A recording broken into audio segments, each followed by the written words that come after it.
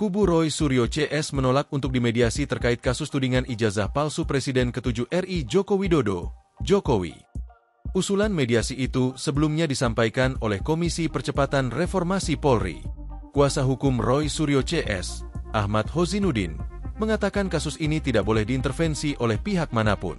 Ini adalah kasus hukum dan tidak boleh ada intervensi institusi apapun yang mengubah kasus hukum ini menjadi kasus politik, kata Hozinuddin, Kamis, 20 November 2025.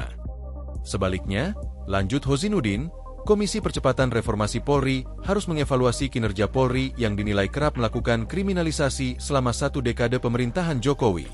Jadi bukan alih-alih melakukan perdamaian, harusnya tim reformasi Polri mendorong polisi untuk bertindak profesional, yaitu dengan cara meminta polisi untuk membuka kembali kasus dugaan ijazah palsu yang merupakan perbuatan pemalsuan dokumen 263 KUHP di Bareskrim Polri yang telah dihentikan secara sepihak oleh Polri, ujar dia. Ia pun mengecam sikap Komisi Percepatan Reformasi Polri yang mengusulkan mediasi antara Roy Suryo CS dan Jokowi.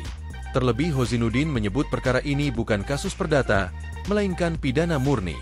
Apalagi melihat saudara Joko Widodo itu kan memang tidak pernah bisa dipegang kata-katanya. Dan ketika diundang dalam mediasi damai di berbagai gugatan di pengadilan baik di Solo, Bantul dan di Jakarta tidak mau datang memenuhi panggilan hakim mediasi untuk melakukan proses perdamaian, ucap Hozinuddin. Jadi apa yang mau diharapkan dari seorang Jokowi dengan kredibilitas seperti itu? Imbuh dia.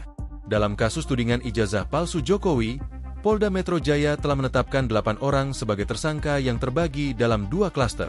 Tersangka yang masuk dalam klaster pertama yakni Egy Sujana, Kurnia Tri Rohyani, Muhammad Rizal Fadilah, Rustam Effendi, dan Damai Hari Lubis. Untuk tersangka dari klaster ini dikenakan pasal 310 dan atau pasal 311 dan atau pasal 160 KUHP dan atau pasal 27A Yungto pasal 45 ayat 4 dan atau pasal 28 ayat 2 Yungto pasal 45A ayat 2 Undang-Undang ITE. Ujar Kapolda Metro Jaya Irjen Asep Edi Suheri, Jumat, 7 November 2025. Sementara itu, Roy Suryo, Rismon Hasiholan Sianipar, dan Dr. Tifauziah Tiasuma merupakan tersangka di klaster kedua. Tersangka pada klaster 2 dikenakan pasal 310 dan atau pasal 311 KUHP dan atau pasal 32 ayat 1 Yungto pasal 48 ayat 1 dan atau pasal 35 Yungto pasal 51 ayat 1 dan atau pasal 27A Yungto pasal 45 ayat 4 dan atau pasal 28 ayat 2 Yungto pasal 45A ayat 2 Undang-Undang ITE, ucap Asep.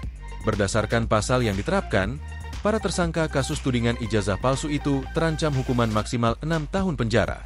Download Tribun X sekarang, menghadirkan lokal menjadi Indonesia.